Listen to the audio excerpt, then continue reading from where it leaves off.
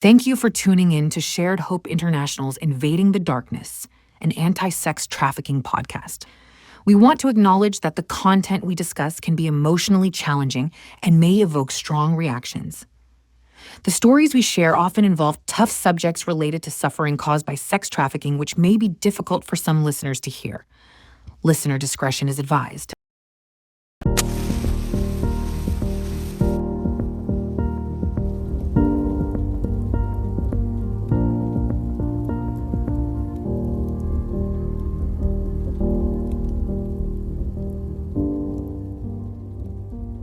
I am Yvonne, and today we are joined by someone who's making bold moves and with education, activism, they bring awareness to the fight against human trafficking. And it's our sister and fellow advocate, Rita.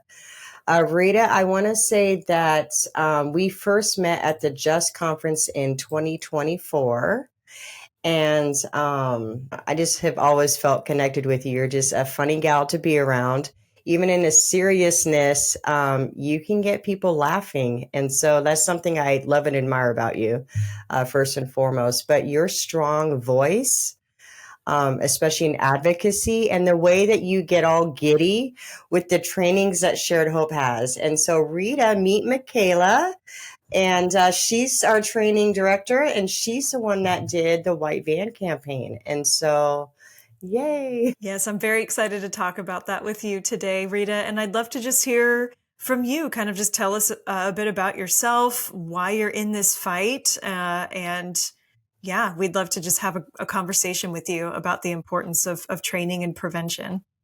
Well, thank you both for letting me be here. Thank you, Shared Hope. It's one of the best conferences I've been to. I've been to other ones, but thank you for all the amazing work that you do. And it was fun meeting both of you at the conference and just your encouragement and just letting us have our voice. And I know for me, the reason I'm in this fight, in this battle, is because I didn't get to have a childhood. You know, my trafficking was from 3 to 13. So, you know, I didn't get to be a kid. So I'm fighting this for those people that don't realize what's happening to them. And I will do this as long as I can. And I feel like the more we get the education and word out there, the better it's going to be. Yeah, absolutely. I agree. So I know Yvonne mentioned it briefly there about the White Van campaign, but I know that you are very passionate about using that PSA and that resource in your community. Can you talk about how you've used it and why?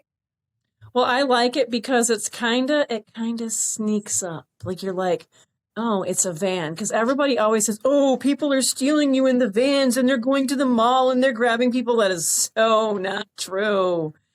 And so when I did a training for the city of Kalamazoo, amazing group of people, I played that short PSA and they are looking at it and they're like, oh, we get it. It's not the white vans. It's the phones. It's the computers, you know. And so everybody was kind of like quiet after it played because it's really simple. It's very quiet and it's very, you know, they sneak up on you. The predator comes right next to you and sits down on your computer, on your phone. So it really stands out and makes sense. And you don't really need to, you know, say much with it because you get it.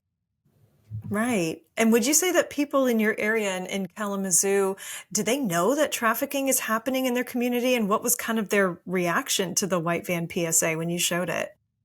Well, I mean, a lot of people in the room for the city of Kalamazoo were like, wow, like we didn't think it was so easy, so prevalent, so out there. I'm like, yeah, it is. And so I'm really grateful. Like I didn't get to have a voice. Now I get to be the voice for everybody in my community that might be experiencing trafficking. So the people were wonderful. They were receptive. They're like, can we use this? I'm like, yep. Go to Shared Hope. It's right there. Please use it with your family, your friends, you know, church groups, whatever, youth groups, whatever it may be, boys and girls clubs, whatever, so that people can share that to get the word out. It's so simple and so powerful. Amazing. Thank you for using that tool. That is incredible to hear such a great reaction in your area and to show that it does happen everywhere. It just looks different. Why are survivor-led programs and resources important in the field of anti-trafficking? Well, I believe that survivors know a lot more than people give them credit for. And every survivor has been through a little bit different of a scenario, but yet we all have similarities as well. And I feel for those of us who've been through trafficking, we can pick people out of the room that have been through it. We can also pick out the people in the room that are trafficking. Not that we're going to call people out, but I mean, we can tell. We can tell the mannerisms. We can tell the behavior. And if we can give a voice to the others that may not know they've been trafficked, we can be there. And when they're ready, we can catch them when they fall and be there to listen to them, be there to encourage them to get help when they feel safe and ready. So that leads to my next question. So you do speak about when they're ready, when survivors are ready. I think that's a really important key, because often we just want to rescue. We know they're, especially if it's like out there, we know that we know, right? But if they're not ready, why do you feel it's important that you have to wait until they're ready? Well, I mean, I know for a few places, shelters that I worked at, where it's been human trafficking and or domestic violence and human trafficking, or both. And, some people are like, wait, what? Wait, I was trafficked? Huh? What does that even mean? I didn't, for me, it was like, I didn't go out and play in front of the road with traffic signs. Like, no one knows that trafficking is actually sexual abuse and being assaulted and all kinds of things like that. They don't realize it because many people did things they're not proud of to get to where they're at, and they didn't choose that lifestyle. It chose them. And so I think it's important that we give them the number, we support them, we're there for them, we listen to them, we encourage them, hey, maybe this happened to you or someone else, because maybe people aren't always going to identify. So I think the more information we put out there, the better it's going to be, and the more people can get help and healing. Yeah, Right. Absolutely. Absolutely. So I think to me, it's sounding like levels of awareness on all fronts, right? Awareness for survivors so that when they're ready for that help, they know where to go. They know who they can talk to. Awareness for the community to even know what it looks like, so maybe they can respond to it. But then I want to ask you about this other layer of awareness and training that's needed for professionals. When it comes to politicians and legislators, what do you wish they knew more? Well, I wish they knew more that it's not just a quickly pass a bill and life will be perfect kind of thing. Like, it's not just passing a bill, because I've been to Lansing. I've tried and tried and tried, and it's not working. And it's like, chickens are free in Michigan, but people are not, so I get kind of annoyed with that. So I think it's a matter of getting the word out. And like, when I flew to Shared Hope last year, guess where the signs are at the airport in Detroit? They're on the trash can. They're on the trash can. It says, if you are trafficked, call this number. It's on the trash can. Other airports have it in the bathrooms on the back of the stall, so you feel dignified. If the 1-800 number's on a trash can, that makes you feel like you're nothing. That's a great perspective. Absolutely. I honestly have never seen those signs on trash cans, so that's pretty shocking to hear that they would put them there. Yes, please. Yes, please. Rita, how do you think trafficking is different than, let's say, 20 or 30 years ago? Well, I think now we have a name for what trafficking is. Like, I did not realize, I just got my master's degree back in 2019. I had no idea trafficking was what I endured for 10 years. I thought it was just, being abused by somebody. It's way more than that. So, I mean, it took domestic violence 20 years before it got some noticing. Now I think it's going to take 40 years before human trafficking gets the help for people that it needs. And that people can understand that, look, this is not just a fun thing. Someone says, oh, I'm going to wake up and go do this thing. No, it happens to people, and people have a right to get help, and the people doing it need to get prosecuted. So that's why I'm adamant about training everybody and all that. So, the domestic violence one is often one I refer to because it took so long, and it started with language. It used to be called domestic disturbance. And so it took 30 years for it to actually get to where victims were, being helped. And so, but that first step was changing the language, Rita, you are a rock star and a voice. Mine and your story is a lot of alike, familial. A lot of survivors I meet, they don't realize that survival trafficking is a thing. And that's when they needed a warm place to stay, or somebody gave them food. And especially in our age that we were being trafficked, not only was our parents being profited, but then we were also receiving goods for services. And that is sick that a child had to go through that. So that is why I am on fire about this topic, because no kid is a prostitute, not at all. That's insane. I know there's laws they're trying to put in the language that 16 and 17-year-olds don't have to, what's the right word for that? They're trying to exonerate 16 and 17-year-olds from trafficking laws, saying that they no longer fall under the child part of it. And that is just insane to me, because you and I both know that 16 and 17-year-olds, they've already been exposed if they're being trafficked. And so where do they receive the help? And I'm almost wondering if those same lawmakers know that.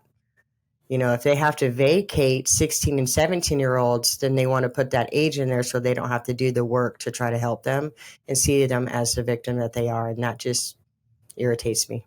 Absolutely. Absolutely. And I did work in the field directly with kids as well who were survivors, and that 16, 17-year-old age range, you may think, that, they've been through a lot and maybe they could be emancipated and be seen as an adult. But at the same time, there might be some 16 and 17-year-olds that have that trauma brain to maybe where they're still 8, or 7 because of the trauma that happened to them. So even though they appear adult-like, there's still so much just broken innocence that's within them that we need to see them as a victim and get them the services that they need. And Rita, with that, I wanted to ask you one more question too. Like in your area, how often do you see or do you think that children are going misidentified? How often are they potentially being maybe seen as a criminal rather than a victim for what they've been through?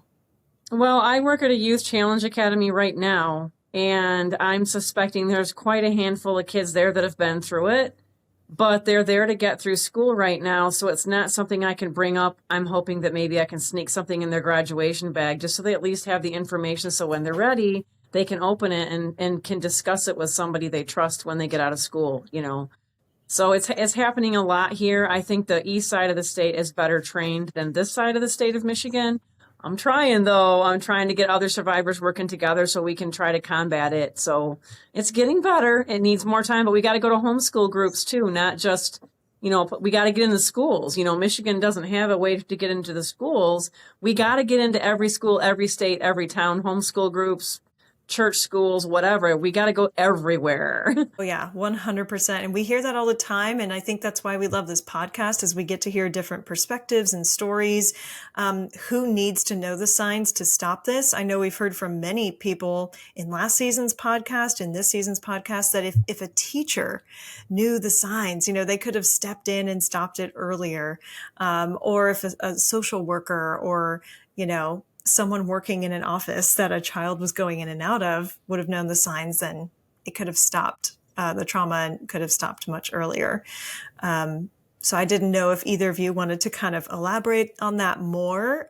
Maybe if there were adults in your life or other people that could have intervened sooner to end it in your own experiences? Yeah. So for me, I know when I was around 7, we had the good touch, bad touch talk at my school. So that was like back in 1977, 78. And, we didn't have social workers in the school that I'm aware of. But when I went to my teacher and my teacher called my dad, even though I said it was my dad doing what he did, so back then my teacher didn't know, and I don't blame her. And the principal didn't know, and I don't blame him. But I'm like, now I think people know enough. And I think now we should have signs in the bathroom stalls at the schools, in all the bathrooms, not just for the girls, not just for the boys, but for the adults as well. Because sometimes that trauma, like you said, that trauma brain, a person may be in their 40s and be like, holy crap, this happened to me as a kid. And that's why I'm so frustrated when I see this student come in my room, because they're displaying things that person as a teacher or principal or social worker or case manager at the school went through, and it can trigger them. But then they can get help for the student and get help for themselves, and then things can get better for everybody. But it's just so hard with the schools to make that happen. Yeah, so same. I had multiple teachers that knew, they just didn't know the right questions. I even had CPS workers that knew, they just didn't have the right questions. And the thing is I think they do now. And if they're going to be if they're going to ask questions to children that are already hard questions to ask, why not add those other questions, you know? And so I definitely think the world is better trained. There's definitely a lot more movies out there. One of my things that I did use was renting Lacey. When I found out that when kids were in juvenile hall, there was a child probation officer, and that's how she would identify, because they had nothing else to do but read. So she would give them the book Renting Lacey, and she would actually identify victims that way. And she has helped several children because of that. I myself did street ministry with my church when I lived up in Washington State. And that's also how I would identify as well. I was like, hey, just take this with you. And they're like, okay. And then I'd see them weeks later and they're like, wow, you know? And so reading movies, really tell, like they can identify with certain movies. Like I'm just going to say the new, we don't talk about Bruno. That song in itself is like, we don't talk about Uncle Jimmy, or we don't talk about the guy down the street, or we don't talk about, you know, and that could be triggering, but at the same time, that's an open door to get somebody to be like, oh, okay. And so just something as innocent as that. And I know the movie wasn't made in that way, but we can use that kind of visuals and things to open up the door to talk about things. Yeah, I completely agree. And I just love both of your perspectives on this, because that's what it means to use survivor-led, overcomer-led resources and responses, because it just fits different to the situation than someone who may have just gone to school to learn how to, you know, work in the field and be an advocate like myself, right? You can have a heart for this, but it's so different to say, I've walked in it and now I'm on the other side and I want to be an advocate, to advocate for kids, you know, just like me. That's why I love the name of our campaign and our messaging too at Shared Hope. With the Just Like Me campaign, it shows you that it can happen to anybody. It doesn't matter where you're from, what your beliefs are, who you are. It doesn't matter. It happens to anybody, anywhere, anytime. So I'm really grateful for the Just Like Me. And that's why I was like, I'm signing up for that. I was like standing there waiting to sign up, because it happens. And I think it's really important. So I'm glad that I got to meet both of you there last year, and like, it's a blessing. So thank you. Keep being amazing at what you do. Yeah. And we love having people like you, voices like yours, being featured on our podcast and, you know, being heard at our Just conferences. We're so grateful that we get to put that on at Shared Hope. And I'm so excited for the Just conference this year, for the many more people that we get to collaborate with and network with, you know, to just keep amplifying survivor voices. Man, Rita, thank you so much for being a steady light, and for the community, and for survivors that are still finding their way. And for anyone listening today, awareness is the first step, and healing is always possible. But we're so grateful that you have shared space today with us, Rita. Thank you both. I appreciate you. See you at the next event. Thank you for listening to Shared Hope International's Invading the Darkness podcast. You can continue to listen and watch our podcast on all streaming platforms.